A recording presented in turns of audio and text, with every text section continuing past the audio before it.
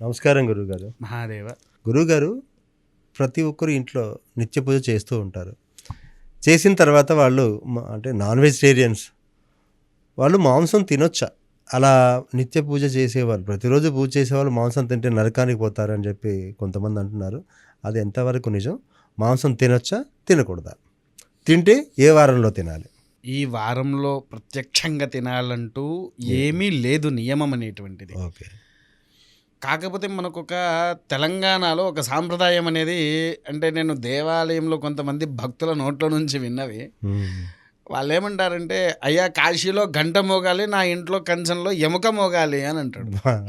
Okay. అవునా? అవునండి. విన్నారా మీరు ఎప్పుడైనా? ఉన్నాను. అంటే కొంతమంది ఏంటి అని అంటే మాంసాహారం లేనిది వాళ్ళు ఉండలేకపోతున్నారు. అవును.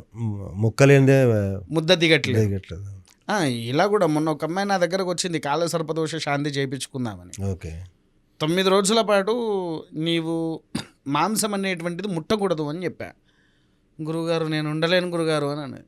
ఉండలేకపోవడం ఏంటమ్మా అంటే, శాకాహారం అయితే నేను ఇంతే తింటా, మాంసాహారం అయితే ఇంత తింటా అని చెప్పింది. అదేంటమ్మా అంటే, నాకు ముక్కలేంది ముద్ద దిగదు అని అంటుంది.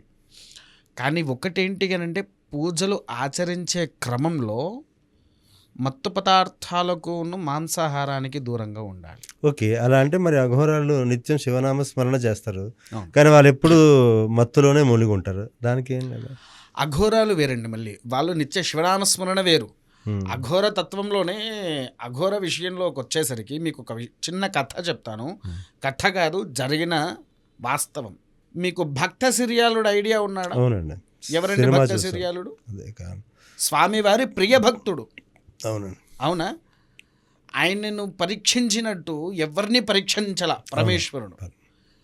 ఆఖరికి పరమేశ్వరుడే తనింటికి వచ్చి అన్నం పెడుతూ ఉంటే కడుకు అన్నట్ల, నాకు చిన్న పిల్లల లేత మెదడు మాంసము కావాలి అని అన్నాడు. అవును, తలకాయ రంగరించి అది మీరు మళ్ళీ హస్తాలతో వండాలి అని. సిరియాలుడు ఏం చేయాలో అర్థం కాక తన సొంత కొడుకునే సంహరించి, ఎందుకంటే బయటి వాళ్ళని తీసుకువచ్చి చంపేస్తే ఎవరైనా ఏమనుకుంటారు? అది ఇంకా మహాపాపం అవుతుంది. అందుకోసం ఏం ఆలోచించాడో, తన కొడుకునే సంహరించి తన మెదడులో ఉండే ఇక్కడ వెనక భాగంలో ఇంత ముద్ద ఉంటుంది, చిన్న మెదడు అంటారు, దాన్ని దంచి ఉడకబెట్టి నాకు భోజనం పెట్టాలి అని అన్నాడు. సరే అని కొడుకుని చంపేసి భార్యాభర్తలు ఇద్దరు కలిసి దాన్ని వండేసి తీసుకువచ్చి పెట్టారు. అవును, చూశాను సార్. పరమేశ్వరుడే అఘోరతత్వంలో రూపంలోకి చెందినప్పుడు మాంసాహారాన్ని భుజించారు, మనిషి మాంసాన్ని. అఘోరాలు కూడా 6 మాసాలకు ఒక్కసారే తినాలని ఉన్నది నియమం. మనిషి మాంసం వారు కూడా నిత్యంగా మాంసాహారం తినరు. అది దీక్షలో ఒక భాగంగా, దీక్షలో ఒక భాగం అంతే. తీసుకున్న దీక్షలో ఒక భాగం. అందులో ఈ యొక్క విధి తత్వాల్లో వాళ్ళు ఆచరించేటప్పుడు మామూలుగా పక్షానికి ఒక్కసారి భోజనం చేస్తారు. అంటే అది కూడా చెట్ల ఆకులు, మనం పాలకూర, తోటకూర, చుక్కకూర అని మాట్లాడుకున్న అలాంటి ఆకుకూరలు పచ్చివి తింటారు. ఓకే. అంతే. ఇంకా భోజనం అంటే అదే వాళ్లకు. వాళ్ళ శరీరంలో ఎటువంటి లోభాలకు ముగ్ధుడు కాకుండా. ఎందుకు అనంటే, ఈ అఘోరతత్వంలో మొదటి సాధన చేసేటప్పుడు చుట్టుపక్కల ఉండే పిశాచాలు ఏవైతే ఉంటాయో వారిని ఆ దీక్షలో ఆచరించకుండా నానా రకాల ప్రయత్నాలు చేస్తారు. ఓకే. యక్షిణీలు కావచ్చు, మోహినీలు కావచ్చు, పిశాచులు కావచ్చు, రాక్షసులు కావచ్చు, ఇలా దండయాత్రకు కూడా వారు వస్తారు. ఆ క్రమంలో వారి యొక్క సాధన, ఒకవేళ వాడు శక్తి పురుషుడు అయ్యాడు అనుకోండి, వాడి వల్ల వీళ్ళ అంతం ఉంటుంది. అతనికి లోబడుచుకోవడం. ఆయనే తొందరగా వృద్ధిలోకి రాకుండా ఉండడానికి కోసం ఇవన్నీ అడ్డుపడుతూ ఉంటాయి. వాటిని అదుపులో చేయడానికి ఆకుకూరలు అయితే తింటారు. అదే పూర్వంలో విశ్వామిత్రుడు తపస్సు చేస్తుండే ఇంద్రుడు వచ్చి చెడగొట్టినట్టు అలా అదే విధంగా. ఇంకో విషయం కూడా చెప్పాలి అని అంటే, కొంతమంది దీక్షల్లో ఉన్నప్పుడు ఆనియన్స్, ఉల్లిగడ్డ తినరు, మునక్కాడలు తినరు. ఎందుకోసం అంటే అవి తినేసరికి ఏమవుతుంది, మనసులో లేని కామలోభాలు మొదలవుతాయి. రజోగుణాన్ని ప్రేరేపిస్తాయంట. రజోగుణాన్ని ప్రేరేపిస్తూ ఉంటుంది. అందుకోసం వాటిని నిషేధం చేశారు. అది దీక్షలు ఉన్నప్పుడు మరి మీరు అన్నట్టుగా మాంసాహారం తినొచ్చు కదా, తినకూడదు. ఓకే. అంటే అలా దీక్షలు ఉన్నప్పుడు కాకుండా ఇంట్లో రెగ్యులర్గా పూజ చేసుకొని మాంసాహారం తింటే ఇంట్లో రోజు ఉదయం పూట మనం పూజలు ఆచరిస్తాం కదండి, ఆ పూజలు అయిపోయిన తర్వాత మీరు ఏదన్నా చేసుకోండి, అది ఇంటి విషయం వరకే. ఓకే. విన్నారు, ఇప్పుడు మనం ఇంట్లో కాకుండా దేవాలయంలో ఒక పూజ క్రతువులు ఆచరిస్తున్నారు, అది ఆచరించిన తర్వాత మాత్రం తినకూడదు. ఓకే. ఆలయానికి వెళ్ళి పూజ చేసిన తర్వాత ఆ రోజు తినకూడదు. తర్వాత రెండోది ఇంకొకటి ఉంది. చాలామంది ఇంట్లో కంకణాలు కడుతున్నారంటే మన తెలంగాణలో ముందుగా చెయ్యి చాపుతారు. అవును. అది పెళ్ళికే కానివ్వండి, దేనికైనా కానివ్వండి, చెయ్యి చాపుతారు. అది మహాపాపం. కంకణ ధారణ ఎప్పుడైతే మన హస్తానికి అవుతుందో అప్పటి నుంచి 3 రోజుల వరకు, మినిమం 3 రోజుల వరకు అన్ని నిషేధం. ఓకే. భార్యతో సంసారం కూడా నిషేధం. కంకణ ధారణ చేస్తే ఇంత ఉంటుందా? ఇంత కానీ ఎవరు పట్టించుకోరు అసలు. మనకున్నది బృహత్సామక్షత్రభద్రావష్ణయన్ పృష్ఠభోజ సభుత ముగ్రవీరం ఇంద్రస్తోమేన పంచదశేన మధ్యమిదం బాతేన సగరేణ రక్ష. మనకు మంత్రమే ఉంది, అన్నారా? అది ఎప్పుడైతే మన చేతికి ధరిస్తామో, అది ధరించినప్పటి నుంచి నియమం ఆచరించి 3 రోజుల పాటుగా, అంటే దీక్ష ఎన్ని రోజులు ఉంటుందో వాస్తవం అయితే 3 రోజులు, పంచము ఏకాదశి 41 రోజులు. అందుకే మినిమంలో కనీసం 3 రోజులైనా సరే మత్తు పదార్థాలను నిషేధించి, మాంసాహారాన్ని నిషేధించి కింద నేల మీద పడక చేయాలి. అందుకే కంకణాలు చాలామంది సత్యనారాయణ వ్రతానికి వెళ్ళిన అయ్యగారు నాకు కంకణం కట్టలేదు అని అడుగుతారు. అవునా? ఎప్పుడు కూడా కంకణానికి తొందరపడి చేయి చూపకూడదు. ఇక ఇంకొకటి, అయ్యగారి చేత కట్టుకునే కంకణము మంత్రోచ్చరణతోనే ఉంటుంది. అందుకోసం ఖచ్చితంగా 3 రోజుల నియమం పాటించాల్సిందే. కొంతమందిగా మీది మీరే కట్టేసుకుంటూ ఉంటారు. దానికి ఏంటంటే ఒక్కరోజు నియమం పాటిస్తే చాలా, ఒక్కరోజే కట్టుకున్న రోజే. ఇక ఇప్పుడు నడుస్తున్న దాంట్లో ఒక గృహప్రవేశం చేయండి మేక కావాలి అంటాడు, ఒక వివాహం చేయండి మేక కావాలి అని అంటాడు.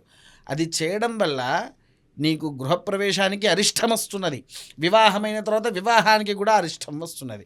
ఇద్దరు భార్యాభర్తల మధ్యలో గొడవ జరుగుతున్నది అని అంటే వీరి వివాహం కావడానికి ఒక మూగజీవిని సంహరించారు, ఆ పాపం వీళ్ళ వీధికి వచ్చేస్తుంది. వివాహం చేసుకున్న వాళ్ళపై మళ్ళీ ఇంకా వివాహమైన తర్వాత తినడం కూడా అదే మాంసం తింటున్నారు. ఎందుకు? ఇప్పుడు తెల్లారిన తర్వాత ఇంట్లో సత్యనారాయణ వ్రతం ఆచరిస్తున్నారు.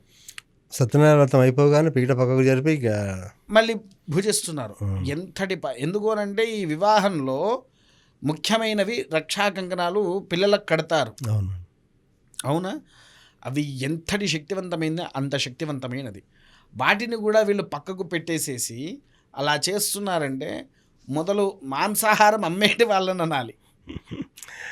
వాళ్ళు వృత్తిపరంగా చేస్తున్నారు. కాకపోతే ఏంటంటే వీళ్ళు కూడా కొంచెం అర్థం చేసుకోవాలంటే, ఇంత యథావిధిగా మనం శాస్త్రోక్తంగా చేస్తున్నప్పుడు కూడా ఇది కూడా మనం ఎందుకు పక్క పెట్టకూడదు.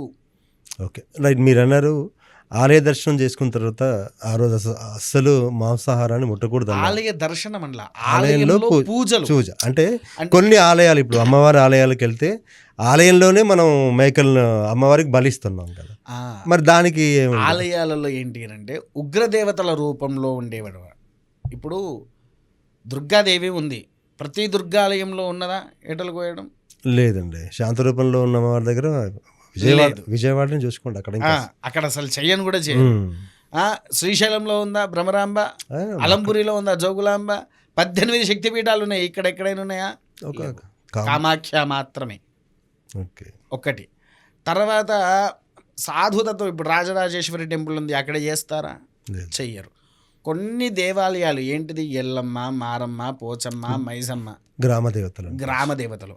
అలానే మళ్ళీ నాగదేవత కూడా గ్రామదేవత కిందికి వర్తిస్తుంది, కానీ ఆమెకు కూడా చెయ్యరు. ఓకే, అలా గ్రామదేవతలకు పూజ చేసినప్పుడు వాటిని తినడంలో తప్పులేదు. అది ఇంకొకటి, వాళ్ళకి అర్పించాలి, మనం తినడం కాదు. మనం తినడం ఎంత ప్రసాదం కింద ఇంతే నోట్లో వేసుకోవాలి. కానీ పాపం దేవుళ్ళే ప్రసాదంలో తీసుకొని మిగతా మన. ఇందులో మీకు ఇంకో విషయం చెప్తా. ఒక భగవంతుడే ఉన్నాడండి. నేను చిన్న విషయం మిమ్మల్ని అడుగుతా. భగవంతుడు ఉన్నాడు, రోజుకి ఒక 2 మనుషులు తినేంత భోజనం ఆయన మన ఇంటికి వచ్చాడు, రోజు తింటున్నాడు. లేదా మీరే దేవాలయంలో విగ్రహము తింటున్నది అంటే మీరే తీసుకుపోయి ఒక రోజో 2వ రోజులో 3వ రోజులో తినిపిస్తారు. కానీ ప్రతి నెల రోజులు అయిన తర్వాత ఊరి నేనే పెట్టాను, నాకే వచ్చింది అయితే అన్నట్టు. ఎవరైనా అదే ఫీల్ అవుతారు. అవునండి. అవునా కాదా?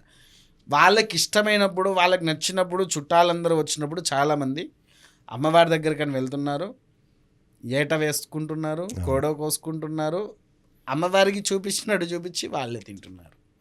అదే భగవంతుడు వచ్చి ప్రత్యక్షంగా తింటా అంటే వీళ్ళు ఆ కంచంలో భోజనం కూడా పెట్టారు. నీకు తింటే నాకే సరిపోదు అని అంటారు. అవునా కాదా? ఎగ్జాక్ట్లీ అండి. అట్లా ఈ కొంతమంది దేవతలకు మాత్రమే ప్రత్యక్షంగా అక్కడికి వెళ్ళి ఆట కోసుకుంటారు. కానీ సాత్విక దేవతలు ఇప్పుడు చండీ యాగం చేయించాలి. మనం చండీ యాగానికి భుజిస్తామా? లేదండి, పరమ పవిత్రంగా చేస్తాను.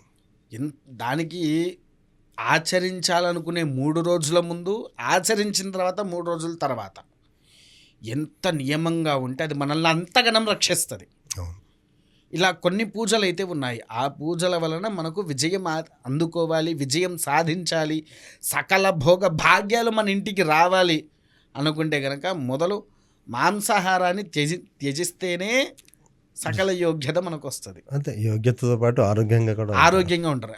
ఇందులో ఇంకొకటి, ఒక మాంసము అంటే అది ఏమంటారు, చికెన్ ఒక మనిషి కడుపులో అరగడానికి ఎంత సమయం తీసుకుంటుంది? మామూలుగా మనం తినే భోజనం 4 గంటలు, ఇదేమో 24 గంటలు ఉంటుంది అని అంటారు. 72 hours. అబ్బో. అంటే ఒక్క పీసు అరగడానికే మనకు అంత సమయం తీసుకుంటుందే, మరి అది కడుపులో ఉండంగా గుళ్ళల్లోకి వెళ్ళొచ్చా? అస్సలు అది లాజిక్ ఎవరు ఆలోచించరు. ఆ రోజుకి అప్పటికి స్నానం అంటే చేసి ఆ రోజు నేను తిన్నానా, తెల్లారి స్నానం అయిందా, అయిపోయిందా అంటారు. స్నానం అయిపోవడం ముఖ్యం కాదు, కానీ మన కడుపులో అయితే ఉంది కదా. ఇక్కడ మనం ఒకటి అర్థం చేసుకోవాలి. ఈ విషయం ఎందుకు చెప్తున్నానంటే, భగవంతుడి దగ్గరికి వెళ్ళాలంటే శరీర శుద్ధి, దేహశుద్ధి ఏది అడగడు. కేవలం నీ మనసులో ఆయన యొక్క స్మరణ, నిష్కలమైనటువంటి భక్తి ఉన్నప్పుడు మాత్రమే భగవంతులు మనకు సాక్షాత్కరిస్తారు, ప్రత్యక్షంగా మనం ముందుకు వస్తారు. భక్త సూర్యుడు వాణ్ణి 20 సంవత్సరాల వరకు ఆయన సాక్షాత్కరించాల. అవును. అన్నారా? భక్త కన్నప్పకు తొందరగా సాక్షాత్కరించలేదు. ఎవ్వరమైనా సరే, నేను పూజలు చేస్తున్నా, నన్ను దేవుడు పట్టించుకోవట్లేదు అంటే మనం చేసే పూజల్లో ఇంకేం లోపాలు ఉన్నాయి, వాటిని గ్రహించి ఆ తప్పుల్ని మనం తొలగిస్తే మనం అనుకున్నట్టుగా భగవంతుడి అనుగ్రహము పొందుతాము, మాంసాహారం నిషేధం చేస్తాము. నాకు తెలిసైతే నేను ఒక 30 మంది వరకు అయితే మాంసాన్ని మానిచ్చేసాను వాళ్ళ ఇంట్లో. చాలా గొప్ప పని. 30 కుటుంబాలు, అంటే ఒక మనిషి కుటుంబాలే 30 మందితో మానిపించా. అందులో ఒక 4 కుటుంబాలు మీ చారీలే ఉంటారు. ఓకే అన్నారా? Okay, fine sir. అంటే మాంసాహారాన్ని తినకూడదు, తింటే మనకే లాస్, అటు ఆరోగ్యపరంగా ఇటు దైవికంగా కూడా అలాంటి శక్తులు మనకు రావని చాలా చక్కగా విశ్లేషించారు. ధన్యవాదాలు సార్. మహాదేవ.